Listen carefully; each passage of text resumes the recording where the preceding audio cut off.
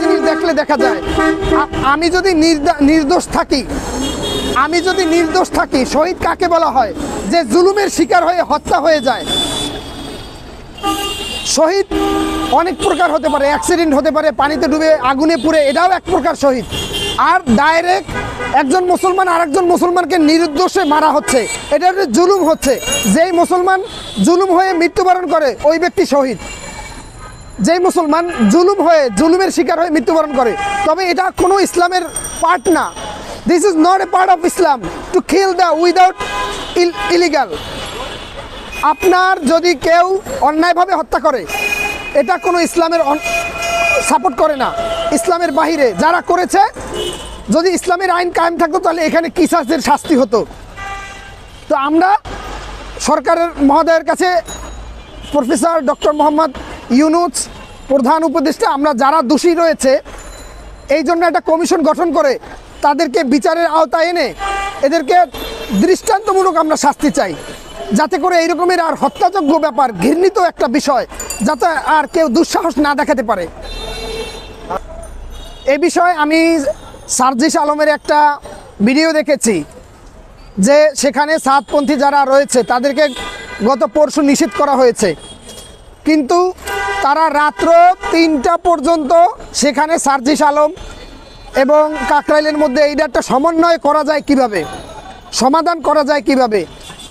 এরপরে যখন শোনে এই কাজে ব্যস্ত ছিল, মিটিং করার কাজে ব্যস্ত ছিল। আমি সেই ভিডিওটা দেখেছি, সার্জিস আলমের তার নিজের পেজ থেকে ছেড়েছে। এরপরে তিনি একটা ভিডিও বানিয়েছেন, সেই ভিডিওতে তিনি এই পোস্টটা করেছেন যে আমরা যেখানে আপনাদের সাথে সমন্বয় করব, আপনারা তো আমাদের কোনো দামই দিলেন না, আপনারা কেন সেই রাত্রে যেয়ে হামলা করলেন এবং 4টি প্রাণকে হত্যা করলেন, 4টি তাজা প্রাণকে আপনারা ঝেড়ে দিলেন, 4টি তাজা প্রাণের জীবন ধ্বংস করে ফেললেন। তাদের ফ্যামিলি আছে, তাদের সন্তান আছে এবং তাদের ছোট বাচ্চা আছে, এই ফ্যামিলির দায়ভার কারা নেবে? তো এই যে একটা বিষয়, আর এই যে ভুয়া নিউজটা যারা বলতেছে যে সার্জিস আলম তাদের পক্ষ হয়ে কথা বলতেছে, এই কথাটি একদম ভুয়া এবং মিথ্যা।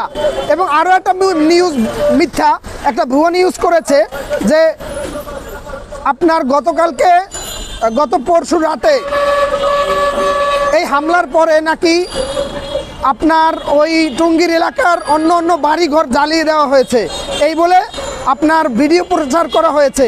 এইটাও একটা ফেক এবং একটা মিথ্যা নিউজ। এই মিথ্যা নিউজ থেকে আমাদেরকে সরে রাখতে হবে। রাসূল আল্লাহ তাআলা বলেছেন, ইয়া আইয়ুহাল্লাযীনা আমানু জাআকুম ফাসিকুন বিন্নাবাই ফাতাবায়ানা, হে ঈমানদাররা, তোমরা ভুলবশত অন্যের মিথ্যা খবর পেয়ে তোমরা অন্য মানুষের উপরে হামলা করো না। তবে যে কোনো একটা বিষয় যদি আমরা সিদ্ধান্ত নেওয়ার আগে আমরা যাচাই বাছাই করব, কারো কোনো কথা বিশ্বাস করব না। তো এই জন্য আমি বলি যে সার্জিস আলম সাহেবকে, আমি হাসনাত আবদুল্লাহকে আমি ধন্যবাদ জানাই যে তারা এই দেশকে স্বাধীন করেছে এবং এই দেশকে তারা নতুন একটি দেশ দিয়েছে। এবং আমরা দেখেছি যে বিভিন্ন জায়গায় আপনার শেখ হাসিনার সরকার থাকা অবস্থায় অমুক জায়গায় জঙ্গলি, সমুক জায়গায় জঙ্গলি, ওইখানে ক্রুজ ফায়ারে মারা গিয়েছে, বন্দুক যুগিয়ে মারা গিয়েছে। কেন? এখন তো আর সেই সরকার নাই, এখন তো আর কেউ মারা যায় না, এখন আর কেউ মারা যাচ্ছে না। ওই সময় জঙ্গলি নাটক করে, ওইখানে জঙ্গলি, সেইখানে জঙ্গলি, এখন কোথায় জঙ্গলি? এখন এই ভুয়া নিউজ করে বাঙালিকে খাওয়াইয়েছে আর বাংলাদেশের মানুষও খেয়েছে, কিন্তু এখন মানুষ সচেতন আছে, এখন আর ওই ভুয়া নিউজ খায় না। তো এই জন্য আমাদের একটা জিনিস চিন্তা করতে হবে, প্রত্যেকটা জিনিস আমাদের আগে দেশপ্রেমিক হতে হবে, আমাদের আগে দেশপ্রেমিক হতে হবে। আমি চাই আমার হিন্দু ভাইরা আমার সাথে কাঁধে কাঁধ মিলিয়ে দেশকে এগিয়ে নিয়ে যাবে। আমি চাই বৌদ্ধ, খ্রিস্টান এবং মুসলিম তারা সবাই ঐক্য গড়বে এবং এই দেশকে একটা সোনার বাংলাদেশ গড়বে।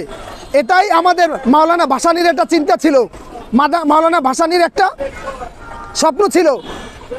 তবে আমার দুঃখজনক এবং আমি তীব্রই নিন্দা ও প্রতিবাদ জানাচ্ছি যে এখানে হিন্দু এবং বৌদ্ধ খ্রিস্টান ঐক্যজোট আছে মুসলমানকে মাইনাস করে। কেন? আমার প্রশ্নটা তাদের কাছে, আমার এই প্রশ্ন তাদের কাছে, যে যারা ভিডিওটা দেখবেন তাদের কাছে প্রশ্ন করবেন। এখনও সময় আছে, আসুন আমরা হিন্দু, মুসলমান, খ্রিস্টান আমরা সবাই ভাই ভাই, সবাই ভাই ভাই। এই আমরা বৈষম্য করে আলাদা করতে চাই না দেশকে, সমাজের মধ্যে বৈষম্য করে সমাজ থেকে আলাদা করতে চাই না। আমরা দেশের আমরা প্রথমে বাংলাদেশি, এরপরে যার যার ধর্ম সবাই সবার ধর্ম পালন করবে। আমরা মন্দির পাহারা দিয়েছি, আমরা প্রত্যেকটা মন্দিরে গিয়েছি, আমরা ছোট ছোট বাচ্চাদেরকে কোলে নিয়ে তাদেরকে চকলেট দিয়েছি হাতে এবং বলেছি এই সন্তান আগামী দিনের ভবিষ্যৎ, এরাই আমাদের হাল ধরবে, এদেরকে রক্ষা করা আমাদের দায়িত্ব, আপনাদের রক্ষা করা আমাদের দায়িত্ব। আপনারা কোনো টেনশন করবেন না, আমরা আমাদের জীবন বাজি রেখে আপনাদের মন্দির পাহারা দিব। আপনাদের যত সমস্যা ফোন নাম্বার রাখেন, এই ফোন নাম্বারে সমস্যা হলে ফোন দেবেন। আমরা সেখানে গিয়েছি এবং মন্দির পাহারা দিয়েছি এবং সমস্ত মানুষকে আমরা ভালোবাসার যে একটা নজির দেখিয়েছি, দৃষ্টান্ত স্থাপন করেছি। কিন্তু যারা স্বৈরাচারের দোসর, কিছু আছে আওয়ামী লীগ করে ডাইরেক্ট স্বৈরাচারের দোসর, এই স্বৈরাচারের দোসররাই আপনার বিভিন্ন জায়গায় এরকমের ভুয়া নিউজ ছাপিয়ে এরপরে দেশের মধ্যে একটা অরাজকতা সৃষ্টি করেছে, অরাজকতা পরিস্থিতি সৃষ্টি করে আবার সেই স্বৈরাচার ভারতের দালাল সরকারকে আবার দেশে কায়েম করতে চায়।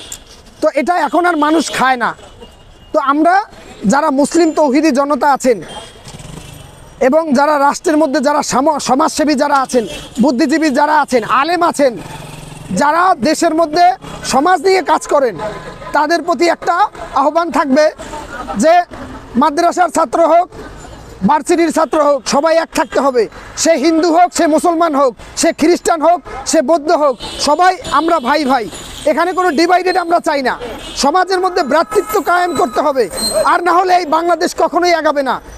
আমরা যদি নিজেরা ডিভাইডেড করি তাহলে ভারতের মোদি এবং পাকিস্তান এবং আপনার মায়ানমার এরা আমাদেরকে রক্তচক্ষু দেখাবে, এরা আমাদের দেশ নিয়ে ষড়যন্ত্র করবে। আমরা ঐক্যের পথে থাকতে চাই এবং আমরা দেশকে এগিয়ে নিতে চাই, তবে আমরা ভুল সিদ্ধান্ত নেব না। আমরা দেশের মানুষকে সাথে নিয়ে, সমস্ত ধর্ম বর্ণ সাথে নিয়ে, সবাইকে নিয়ে আমরা দেশকে এগিয়ে নিতে চাই। তো এটাই আমার